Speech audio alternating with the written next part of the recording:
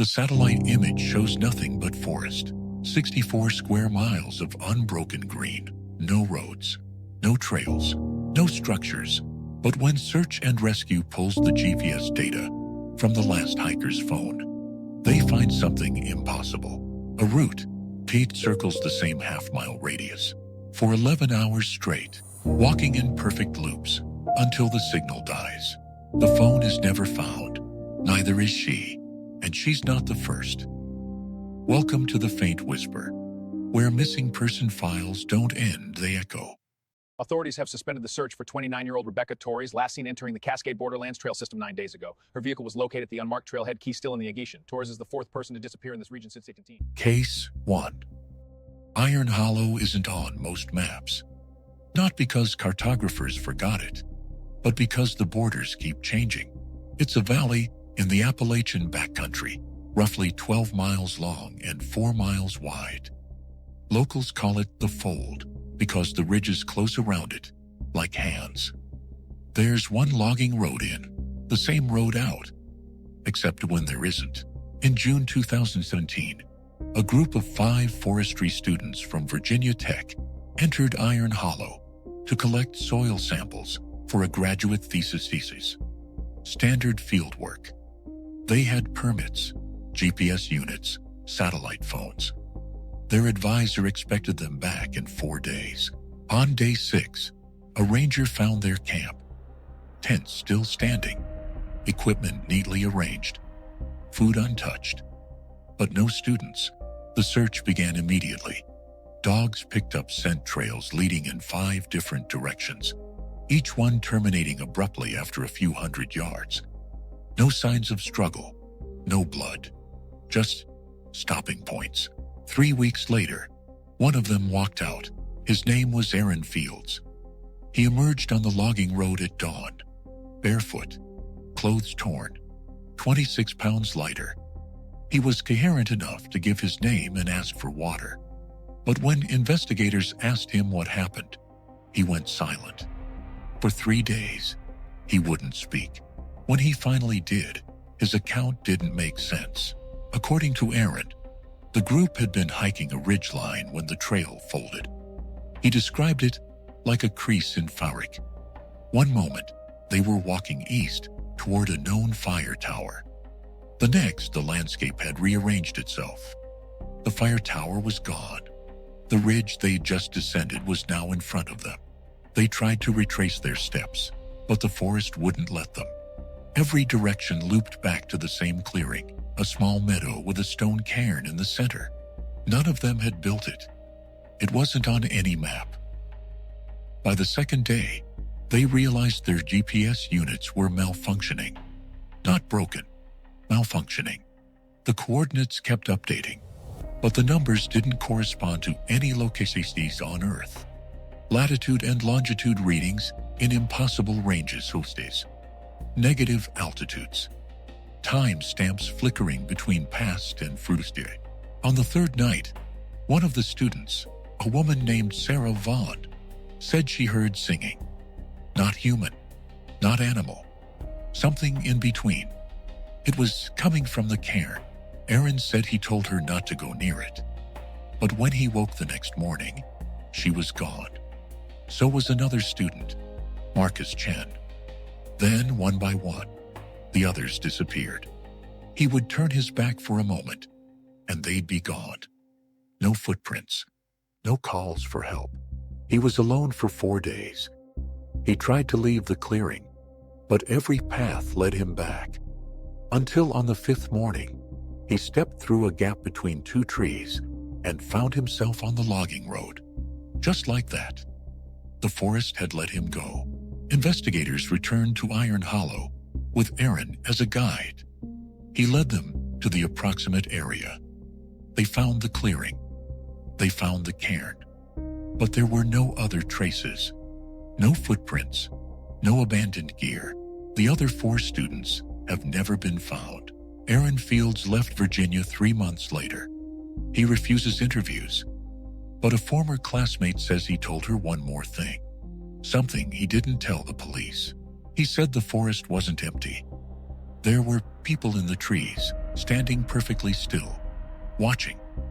He couldn't see their faces, but he could feel them looking.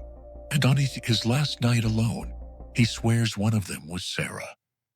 Case 2. Kiel Flats is a salt pan in western Utah. 41 square miles of cracked white earth, heat shimmer, and silence. Nothing grows there. Nothing lives there. It's a dead zone, geologically stable, hydrologically inert. It's also a place where compasses stop working. In August 2014, a man named Elliot Marsh drove into Kiel Flats with a camera, a notebook, and 3 days' worth of supplies. He was a landscape photographer, specializing in desolate places. He'd been to Death Valley, the Atacama, the Empty Quarter. Kiel Flats was supposed to be an easy shoot. He posted a photo to Instagram from the edge of the flats at 9:47 a.m. The caption read, "Perfect silence, perfect nothing." That was his last communication. When Elliot didn't return, his partner filed a missing person report. Search teams found his vehicle on day 2, parked at the coordinates he'd posted. The driver's door was open, keys on the seat, camera bag on the passenger side, empty. His camera was found half a mile into the flats, face down in the salt. The lens was shattered, but the memory card was intact. The photos told a strange story. The first 30 images were standard shots. Wide angles of the flats, close-ups of salt formations, the horizon. But then the sequence changed. Image 31 showed his own footprints behind him. Not unusually, except the footprints went in a perfect circle. Image 42 showed something in the distance, a dark vertical shape. Too tall to be a person, too narrow to be a vehicle. The metadata confirmed the photo was taken at 2:13 p.m., roughly 4 hours after his last post. Image 57 was a close-up of the ground. The salt was disturbed. Something had written in it.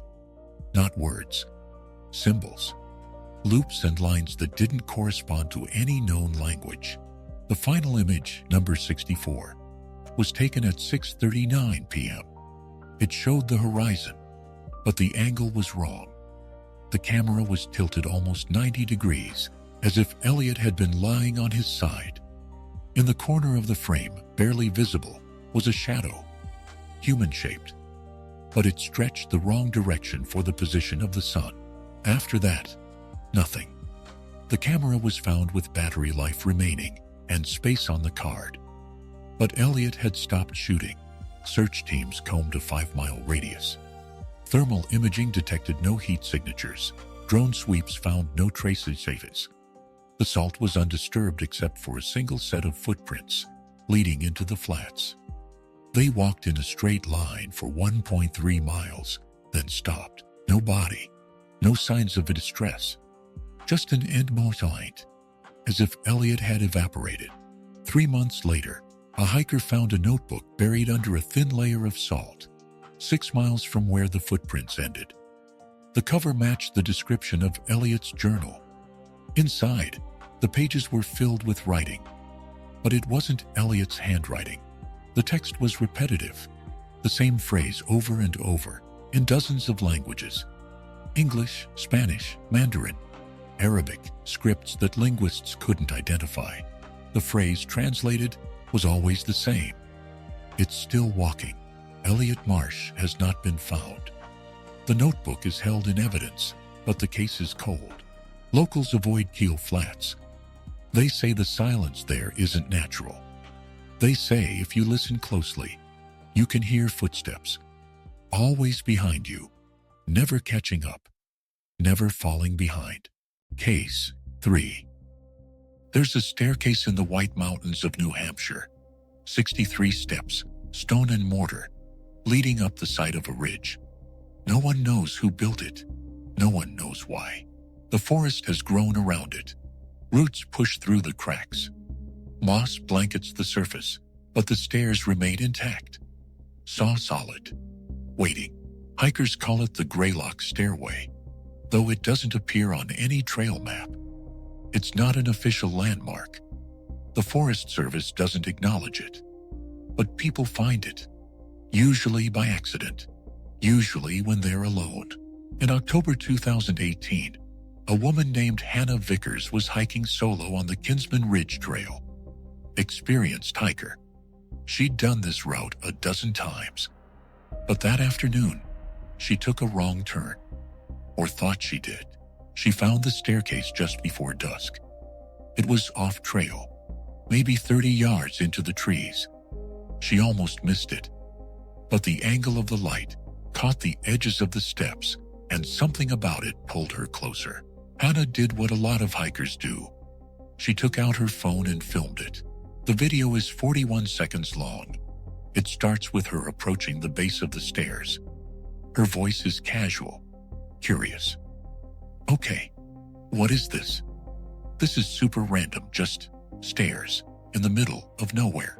She climbs the first few steps. The camera shakes slightly. Then she stops. Her voice changes. Wait, is someone up there? The camera pans upward. At the top of the stairs, just beyond the last step, there's a shape. It's hard to make out.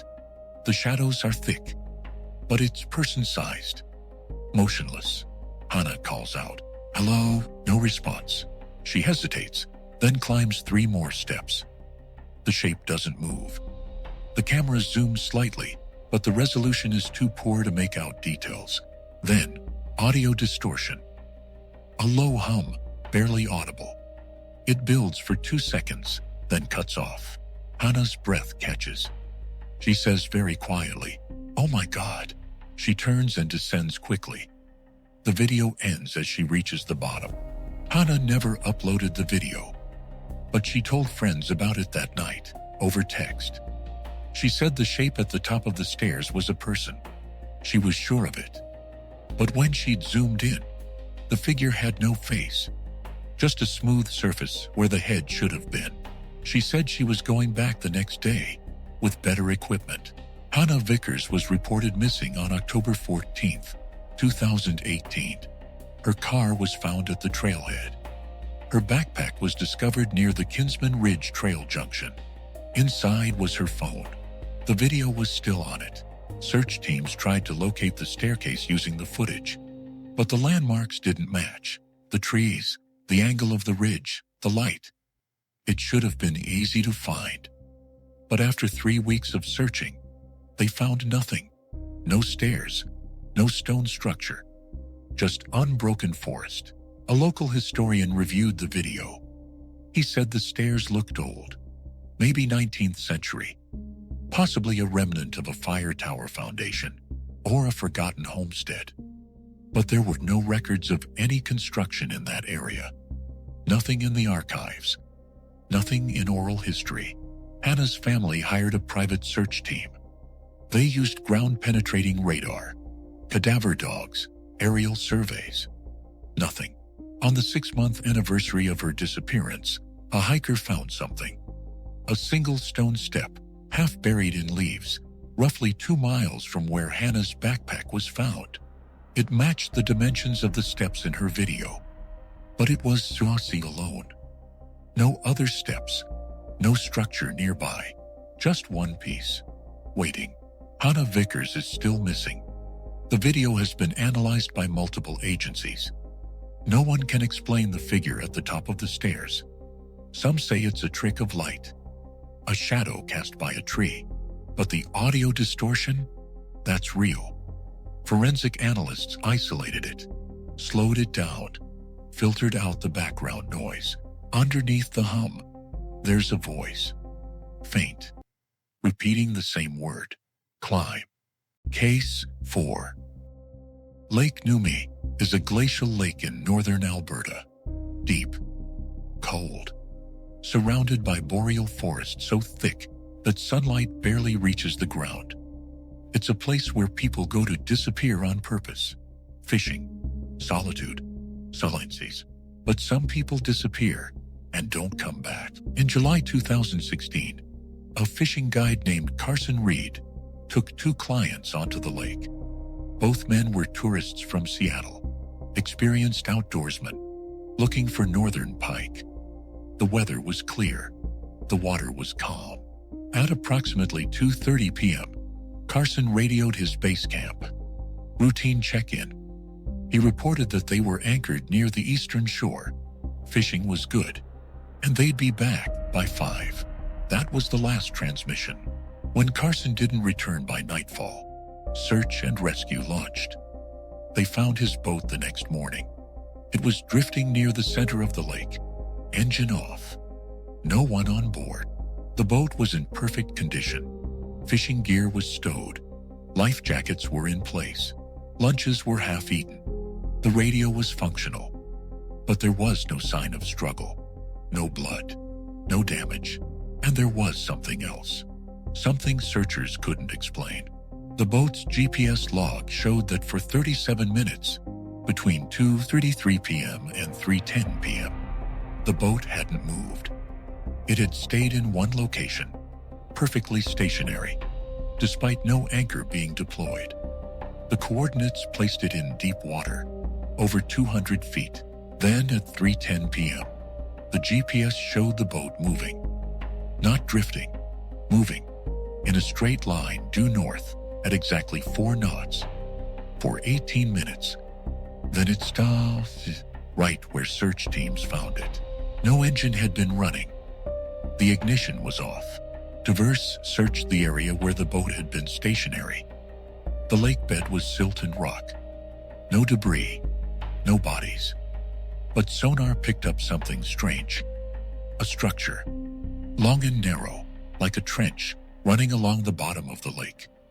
It was over a mile long, 12 feet wide, and unnaturally straight. Geological surveys had never documented it.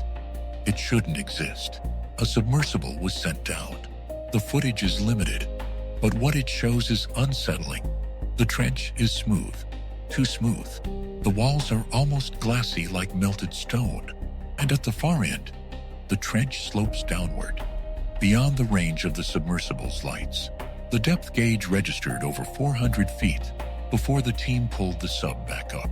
Lake Numi's official maximum depth is 260 feet. Carson Reed and his 2 clients have never been found. The boat was impounded as evidence, but the case went cold. One detail haunts investigators. In the boat's cabin, they found a handwritten note. It was on the back of a fuel receipt in Carson's handwriting. It read, "They're in the water. Don't look down." No one knows when he wrote it or why he left it behind. 3 years later, another guide reported something while crossing the same area of the lake. He said he saw movement beneath his boat. Not fish. Shapes. Human-sized. Walking along the bottom. In single file. Heading north. He didn't report it officially. But he never went back to that part of the lake. Lake Numi is still open to the public. The trench has been marked on internal maps, but it's not publicized. Some say the government doesn't want panic. Others say they don't want people looking for it, because the last sonar sweep, conducted in 2019, showed something new. The trench had grown. It was longer, deeper, and at the very end, where the submersible had stopped, the sonar detected movement. Something was down there, and it was still going. Case 5. There are doors in the New York City subway system that aren't on any schematic. Service doors. Maintenance access. Forgotten tunnels sealed off decades ago. Most of them are locked, welded shut, marked with warnings, but some of them open. In March 2019, an urban explorer named Dimitri Hale documented his attempt to access an abandoned tunnel beneath the 191st Street station. He was part of a group that specialized in mapping forgotten infrastructure. They had blueprints, historical records, access codes. They knew what they were doing. Dimitri's bodycam footage begins at 11:43 p.m.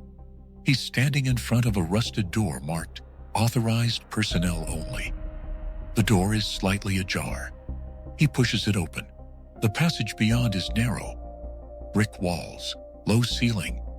The air smells like rust and standing water. Dimitri's flashlight sweeps the corridor. It's empty. The footage shows him walking for approximately 6 minutes. The tunnel slopes downward gently, then levels out. At the 7-minute mark, he stops. The tunnel has opened into a larger space. A platform. Old tile work on the walls. Faded mosaics.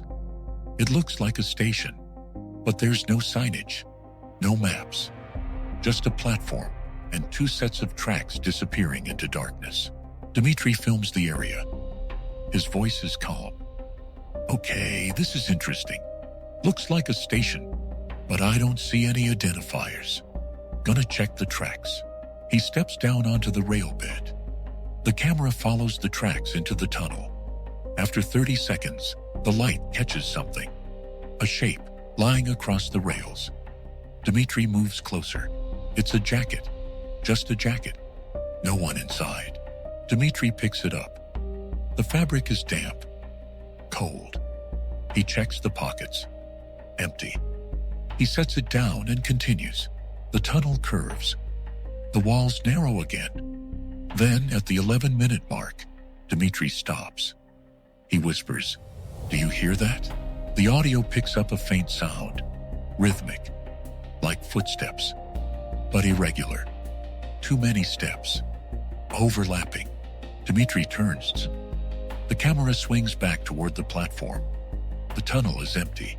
He says, "I'm heading back." He walks quickly. The footsteps continue. They don't get louder. They don't get quieter. They just persist. Always at the same distance. At the 14-minute mark, Dimitri reaches the platform. But the door he came through is gone. The wall is smooth. Solid brick. No seams. No hinges. Dimitri's breathing quickens. He says, no, this is the right way. I came from here." He runs his hand along the wall. The camera shakes. Then he turns and films the opposite tunnel. The one he didn't take. The tracks stretch into blackness. The footsteps stop. Dimitri stands still, listening. 10 seconds pass. 20. Then very faintly, a voice. It's distant. Echoing. It sounds like his name. He whispers, "Who's there?" No response, just the voice again. Closer. Dimitri. The camera swings wildly. The tunnel. The platform. The tracks. Nothing. Then the footage cuts. Static. 3 seconds of distortion. When the image returns, the angle has changed. The camera is lying on the ground, facing the tracks. In the distance, barely visible, is a figure, standing on the platform, facing the camera. The footage runs for another 8 seconds. The figure doesn't move. Then the video ends. Dimitri Hale was reported missing on March 18, 2019. His footage was recovered from a data upload to a cloud server. It had been set to auto-sync. Transit authorities searched the area around the 191st Street station. They found no hidden tunnels, no abandoned platforms, no doors matching Dimitri's footage, but they did find his camera. It was sitting on a bench inside the active station, at track level. The lens was cracked. The battery was dead. And when they examined it, they found something strange. The internal clock had reset. The timestamp read, January 1st, 1904, the year the subway opened. Dimitri's family hired investigators. They reviewed transit records, construction logs, everything. No matches. The mosaics in the footage don't correspond to any known station. The architecture is wrong. The tile patterns don't exist in any archive. One transit historian suggested the footage might be from a planned station that was never built. A ghost station. But there are no records of any proposal matching that design. Dimitri Hale is still missing. The footage has been analyzed by video forensics experts. No signs of tampering. No evidence of fabrication. But there's one detail they can't explain. In the final frame, just before the video ends, There's movement behind the figure on the platform, something stepping out of the tunnel. The resolution is too low to see clearly, but the shape is wrong. Too tall, too thin. And the way it moves, it doesn't walk. It glides. The NYPD closed the case after 6 months. They classified it as a voluntary disappearance, but Dimitri's partner says he would never have run. He was too careful, too experienced. And she says one more thing. A week before he disappeared, Dimitri told her he'd been having dreams.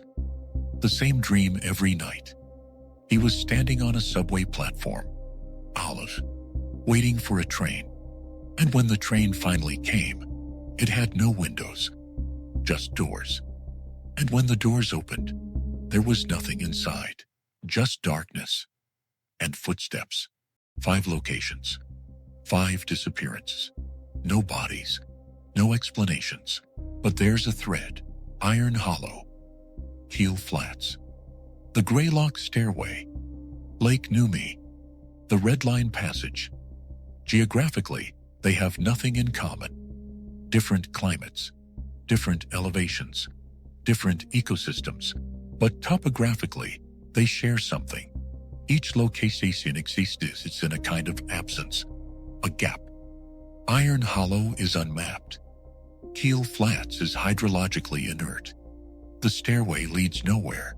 Lake Numi has a trench that shouldn't exist. The subway tunnel isn't on any blueprint. They are places where the world folds. And the people who vanish? They all did the same thing. They went deeper. They followed something. A path, a sound, a pull. The files remain open. The searches continue. But investigators don't talk about what they've found or what they haven't. Because in every case, there's a moment.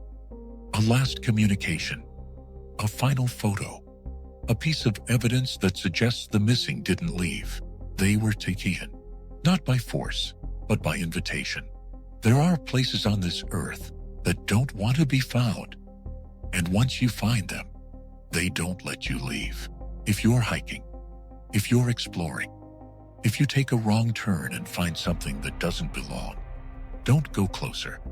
Don't investigate. Don't trust the silence, because the silence is listening. This is the faint whisper. If this case stayed with you, leave a comment with the location that unsettled you most. And if you've ever found something off the map, something that felt wrong, we want to hear about it. Until next time, watch where you wander. Disclaimer: The Faint Whisper shares fictional horror and mystery stories told in a true feeling style for entertainment. These narratives are not presented as verified real events, and any resemblance to real people, places, or incidents is coincidental. Some visuals on this channel are created using AI generation tools. Viewer discretion is advised.